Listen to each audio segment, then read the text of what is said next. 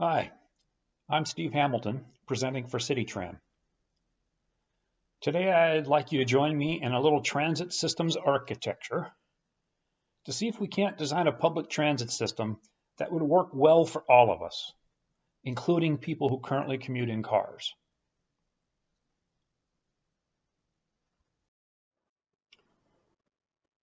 Today, as a viable transportation choice for the mainstream public transit does not work. Our public transit agencies are in the mass transit business. In a previous presentation, I explained in detail why the transit architecture we know as mass transit is a failure. Mass transit services are expensive to operate. At low ridership, the cost per trip are higher than car travel. So rider prices must be artificially lowered with subsidies. A significant increase in ridership is needed to approach break-even operation, or even just to bring per rider costs in line with those of cars. The only available source of that increased ridership is among commuters who already have access to cars. But mass transit is slow relative to cars and therefore lacks sufficient value to attract those extra riders. So our transit agencies are stuck perpetually subsidizing mass transit trips to make them affordable to commuters who do not have access to cars, and this pool is insufficient to make it cost competitive. Meanwhile, those commuters who do have access to cars jam up the highways and deal with congestion. Congestion is terrible, but in most cases it's still faster than mass transit. What does that tell you?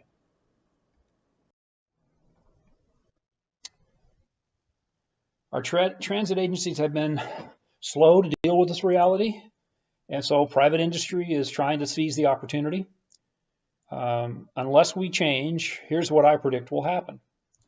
First, Uber will replace buses. Now, when I say Uber, I don't specifically mean the company Uber.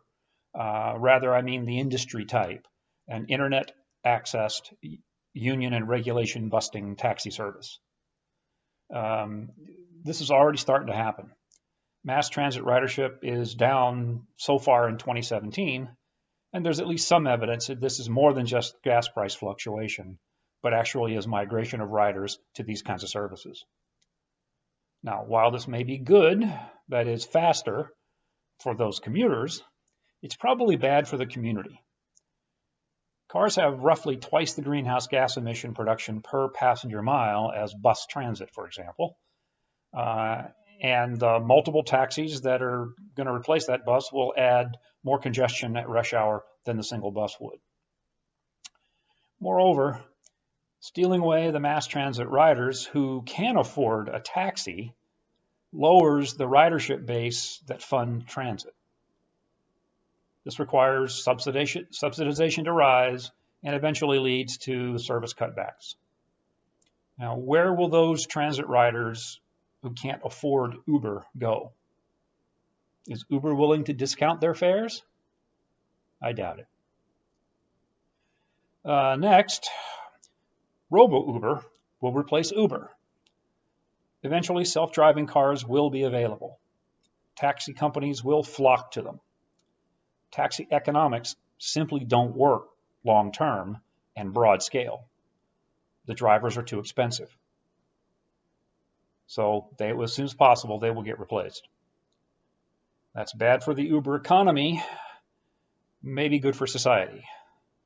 If the Robo-Uber is an electric vehicle, and if they have significant ridership, then greenhouse gas emissions will actually go down.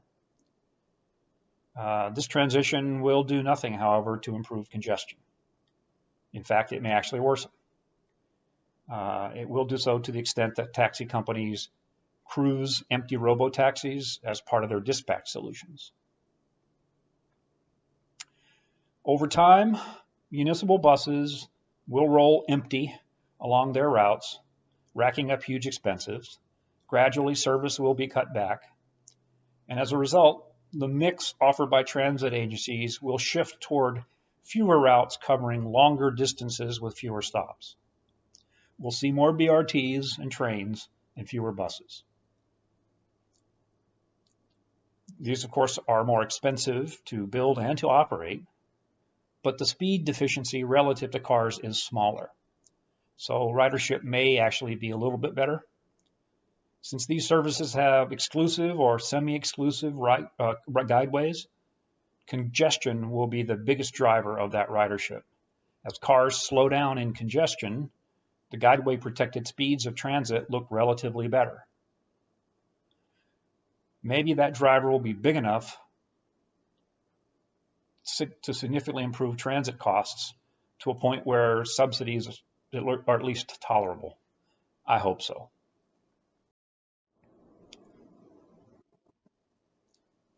Now, the main purpose of this presentation is to look for an alternative to the future that I just described.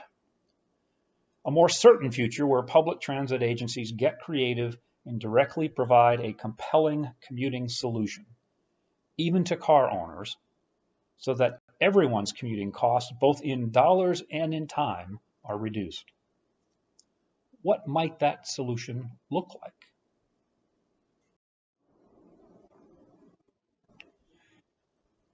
I offer a 3-point solution. Step 1, we need to get out of the mass transit business and get into the personal transit business. That is, we need to deliver a complete door-to-door solution to the commuters. Step 2, we need to understand our market, our customer, and our competition, and then provide a winning value proposition. Now, when we do that, it's clear. Our competition is cars. Our target market, our customers, are those who commute by cars. And what they value is speed, measured in time and distance, door to door. If we focus on being competitive on door-to-door speed, everything else will follow.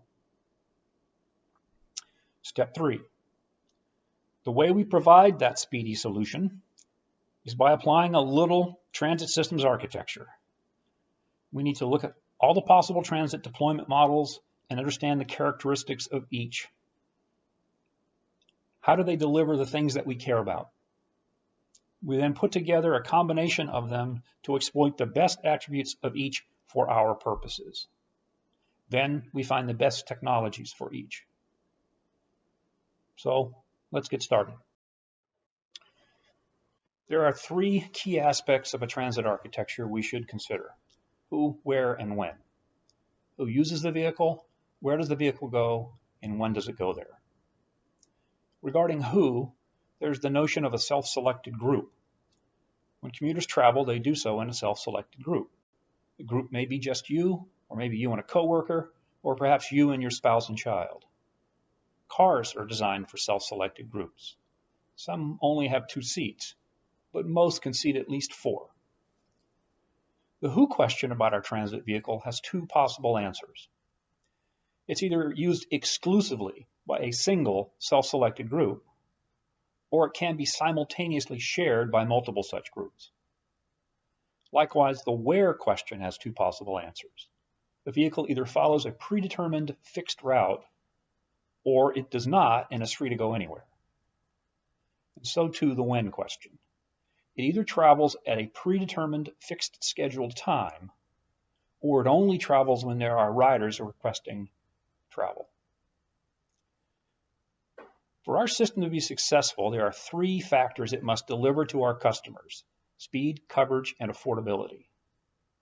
Let's look at how each of the aspects of the architecture impacts each of these success factors and pick the best choice for that aspect to deliver success. We'll use a 7-point scale to show relative value. A 0 value for when there's no difference in impact between the 2 choices, and 3 strength values for each choice showing increasing amount of impact. So we judge now how a vehicle is used has no impact on the commute speed. Comparing the speed of a commuter bus to a commuter car demonstrates this. Now, it's true that the mass transit architecture attempts to maximize shared use by supporting overlapped trips. This results in frequent stops that do impact speed negatively, So you might give a slight speed advantage to exclusive use in this case. But the difference really comes from the overlapping and not from the shared use.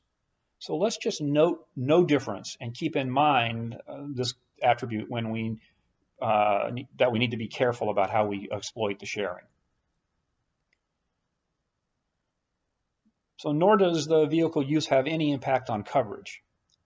You can walk to a station for either type of vehicle, and either can come pick you up. Considering affordability, shared vehicles will be larger and more expensive. But most of the cost is actually in the driver, so the cost difference is smaller than it might first appear. That cost is shared by all riders, so the larger the number of riders, the lower the per rider cost. The average self-selected group is 1.3 people. For the smallest group size of 1, sharing across even as few as 2 groups cuts the per rider cost by a factor of 2. But the impact is less pronounced for larger groups. After all, it's not having the larger vehicle that reduces the cost, it's the riders actually showing up. So we'll recognize the shared use vehicle as a slight affordability advantage. Fixed routes are one-dimensional. Unless the commuter is traveling exclusively along that route, which is rare, then multiple one-dimensional routes must be used to execute the commuter's two-dimensional trip. This indirect route may be longer than the direct one, and the transfer from one fixed route to another takes additional time. So variable route system is moderately faster than a fixed route system. Likewise, a fixed route system requires riders to come to points along the route for access, whereas a variable route system can go to where they are. So a variable route system will have better coverage than a fixed route one. The distance the vehicle travels in a variable route system is likely longer than that traveled in a fixed route system. Therefore, the per rider trip cost is likely higher. So a fixed route system has a slight affordability advantage.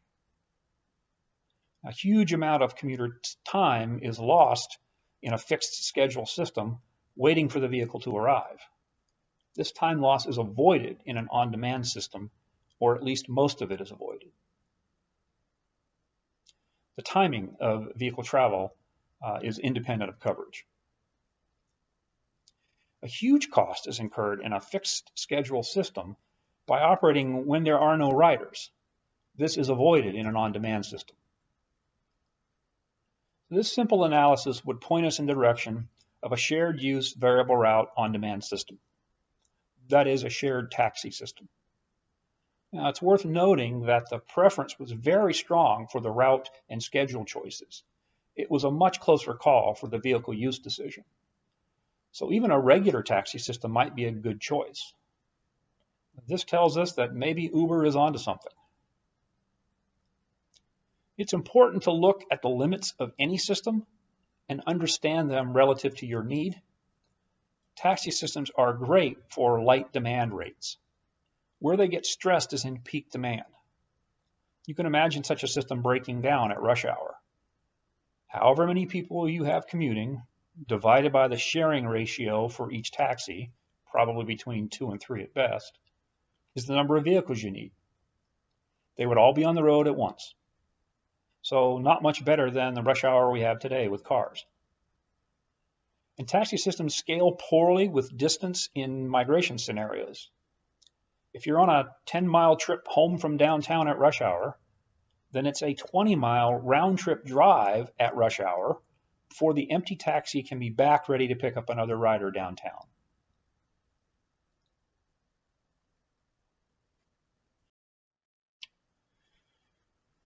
There's probably a fourth aspect our table should have included, because it's now timely. How the vehicle is driven is actually more important to costs and affordability than how the vehicle is used. Let's consider that and see if it changes our conclusion. We'll start with our success factors. Our mass transit experience is informative here. Drivers are approximately 2/3 of our operating cost. Our system clearly needs lower base operating costs. So I'd say an automated system is a requirement.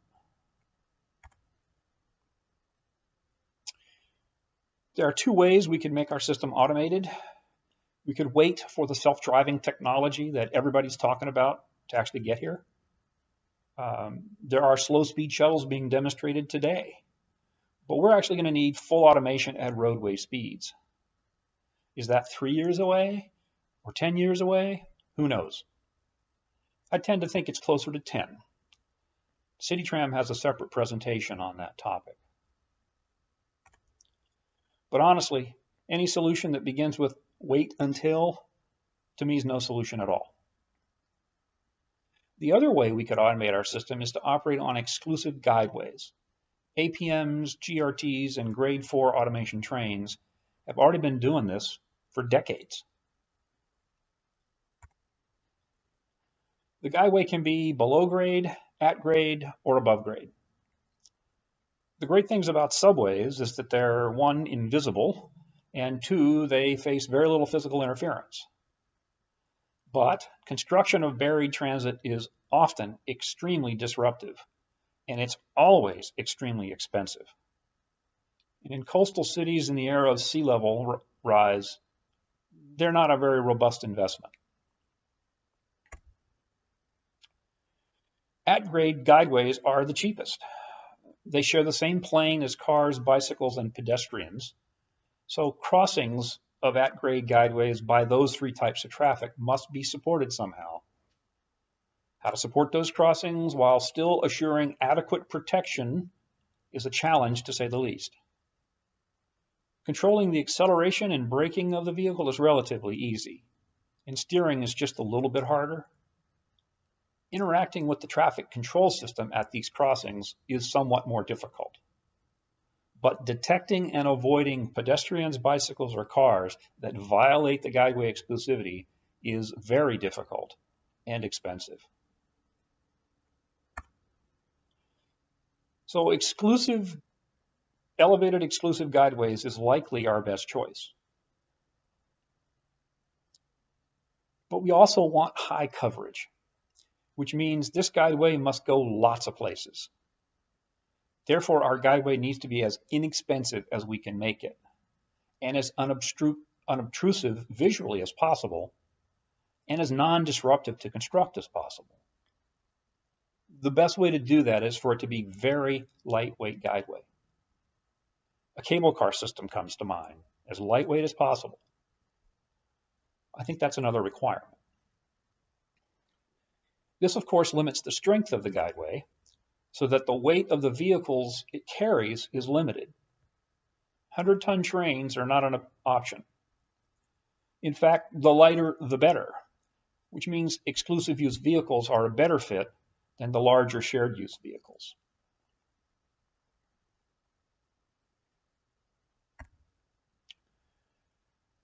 Our analysis of mass transit taught us that the speed success factor means more than just operating with a high vehicle speed. It means avoiding a number of actions required of mass transit riders or vehicles that degrade trip speed. The desire for high coverage, and therefore for closely spaced stops, and the desire to avoid stopping in order to protect trip speed are in conflict.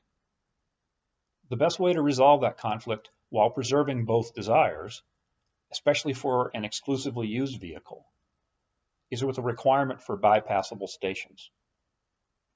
The single self-selected group of riders have a common origin and destination.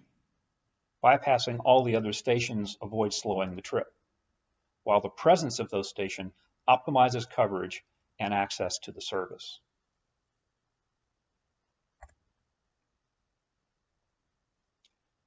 An on-demand service avoids making the rider wait, and so protects trip speed. It also avoids operating empty vehicles when there is no demand. That lowers costs and serves our affordability goal. Finally, trip speed is enhanced by avoiding vehicle transfers along fixed routes. So our optimal solution appears to be an exclusive use variable route on-demand system.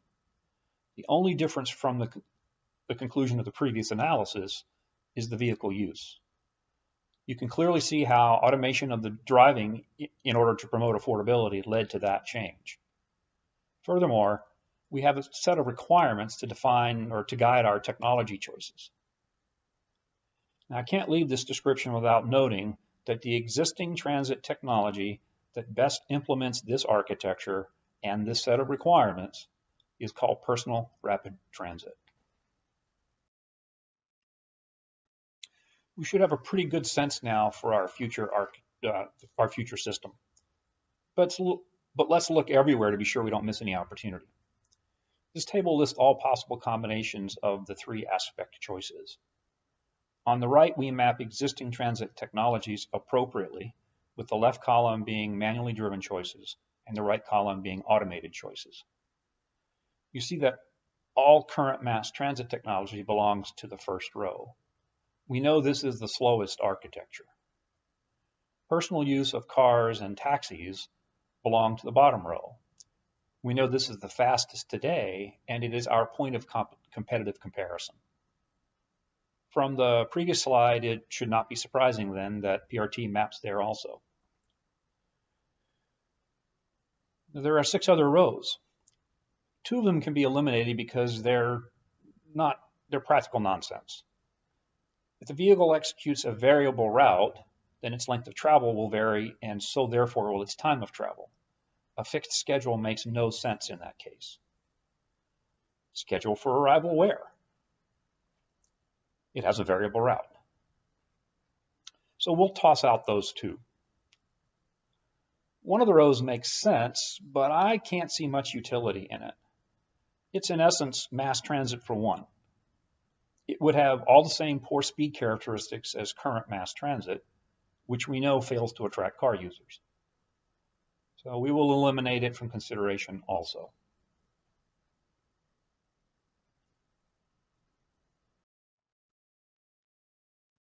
So that leaves us with 3 to consider.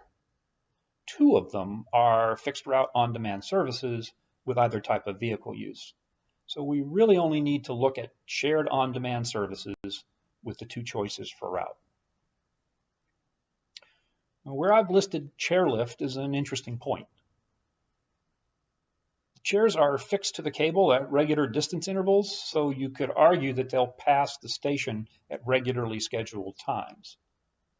In truth, the line between fixed schedule with very short headways and on-demand system is a little blurry. So personally, I set an arbitrary boundary at 1-minute headways. Anything less than that, I consider on demand. Group rapid transit systems can be operated with either fixed or variable routes. So GRT is listed twice. GRT would actually be a much more cost-effective technology to implement the van network I'm about to propose. Now, the biggest value of fixed schedules to the commuter is they put a cap on his wait time. This matters most at connections when a multi-link trip is taken. But that benefit could actually be directly delivered with an on-demand model. Imagine a network where each node is a bus terminal, and each link is a point-to-point bus route between terminals. At the terminal, a queue of small buses or vans, 10 to 15 seat capacity, waits for the outgoing links. The rules are that each bus leaves 5 minutes after the first passenger boards, or as soon as boarding stops after the bus is half full, whichever comes first. An empty bus from the queue will then move to the load position for that link for future passengers. At rush hour, the bus fills quickly and leaves. Off-peak hours, the bus leaves in 5 minutes or less. There are never empty buses driving around, and delays in a bus getting to the terminal do not cause missed connections. The allocation of buses from the queue reacts to ridership demand, so the provider does not actually have to accurately predict that demand in advance. Now, it's worth noting that this system has great green potential as well. Vans moving at about 20 miles per hour nearly constantly during a 2 to 3 hour rush hour would cover about 60 miles. That's easily within the range of an EV van. Outside of rush hour, they would spend more time in the queue at the terminal, which provides an opportunity for recharge.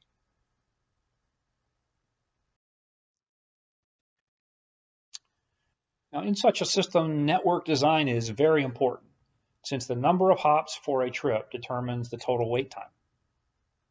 But even a 12-hop trip results in 60 minutes of total wait time, and that's comparable to what current off-peak headways are for a single bus link. During peak periods of the day, at each node, the delay is very short, just unloading and loading time. Good terminal design, which enables short cross-platform type transfers, can make this extremely fast. Obviously, the terminal-to-terminal links need to be relatively big so that the rider spends more of his time traveling between terminals than he does transferring at terminals.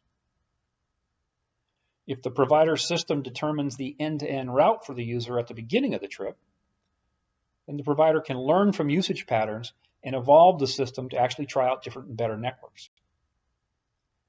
You can also change the network to deal with temporary obstacles like road construction. Now, the convenience of a single-seat ride is lost for most trips.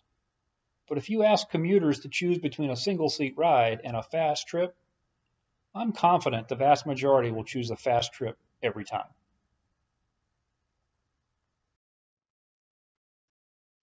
What else might we try? Without a fixed route, a fixed schedule is simply not possible. And what you have left with is an on-demand shared ride system. The beauty of an on-demand system is it eliminates the walk. This avoids both the lost walking time and the inconvenience of it, especially in unpleasant weather conditions. Downside of a shared ride system is it follows an indirect and unpredictable route, which degrades both the transit time and its predictability. Those degradations both grow with group size, so shared ride systems don't seem to be a very good candidate for mass, that is large volume transit. The degradations also grow with trip distance. Let's say the indirect path for an on-demand shared ride with 3 riders is 20% longer than the direct path for any one of them. That's a 1-minute delay for a 5-minute trip, but a 6-minute delay for a 30-minute trip.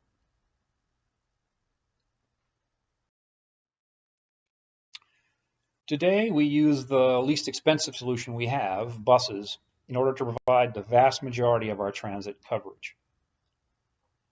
We do that by placing stops relatively close together and then expecting our customers to walk to or from those stops to access the bus route. Studies have shown people's willingness to walk extends to about a quarter mile. As discussed earlier, this system doesn't really work. Now, this is how our fixed route on-demand system might look if we preserve the dense cover. You see terminals A and B are the stops on the ends, but we still have the intermediate stops, and we still expect our customers to walk to these intermediate stops to access the system. Our customers would still experience the walk time and the reduced vehicle speeds because of the frequent stops, but the terminal queues would limit the wait times. You'd need to add a request signal from the intermediate stops that would extend up to for on-demand pickup calls upstream, equivalent to boarding the van at the upstream terminal.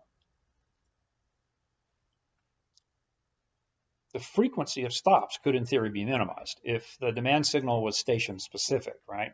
This would allow the van to pass by intermediate stops without stopping if there was no pickup or drop-off requested there.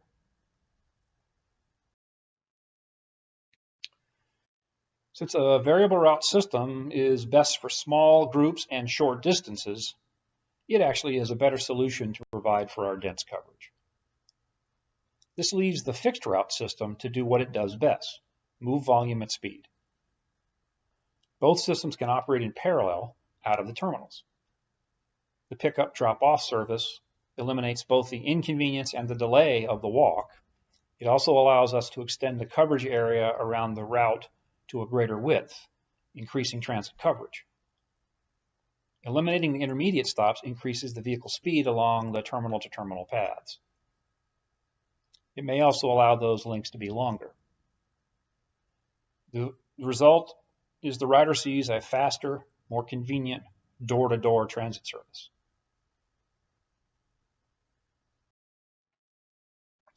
So here's my solution architecture. Just like our road system has evolved into a hierarchical trunk system, I see our transit system as geographically hierarchical. Transit within local station regions, and perhaps between adjacent regions, is served by a variable route on-demand service. Initially, this service will use manually driven vehicles. Over time, as the technology matures, the system can be automated.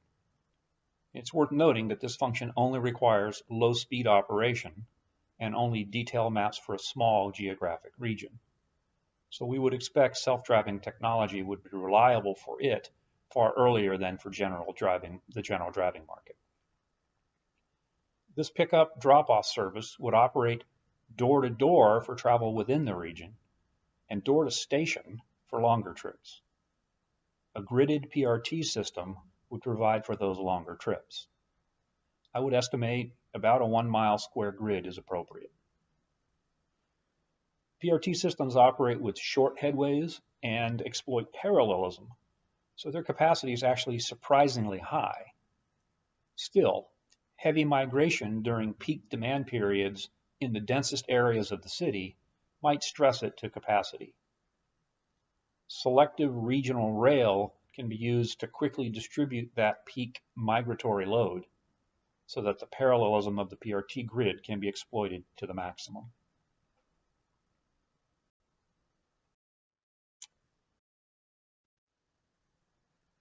So that's my transit architecture for the future. What's yours?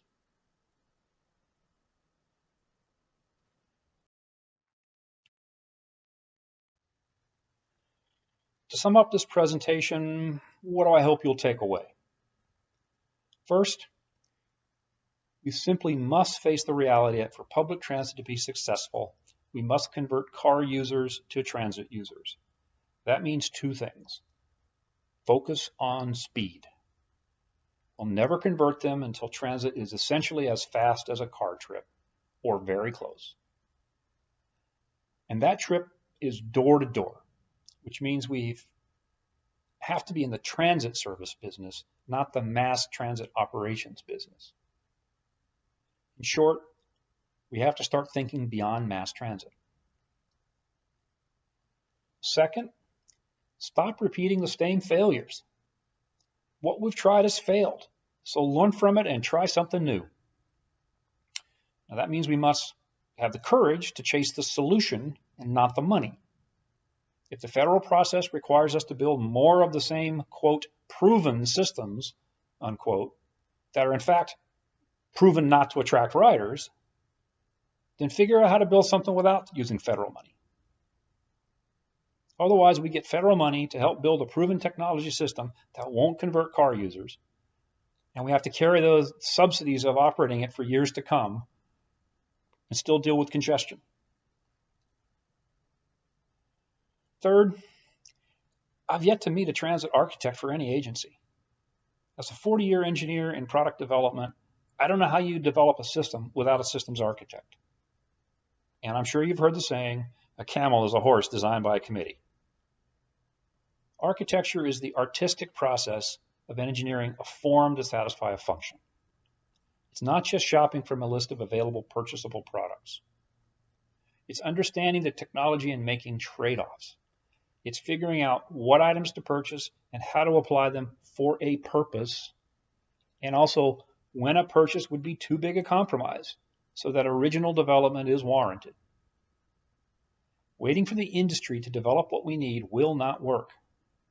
They don't understand our needs, capabilities, and limitations. And what they develop will serve their needs for sales, for revenues, for customer lock-in, etc. first. We need to architect our own solution and push the requirements down to potential vendors. Thanks for investing your time, and I hope I've given you some useful ideas to consider.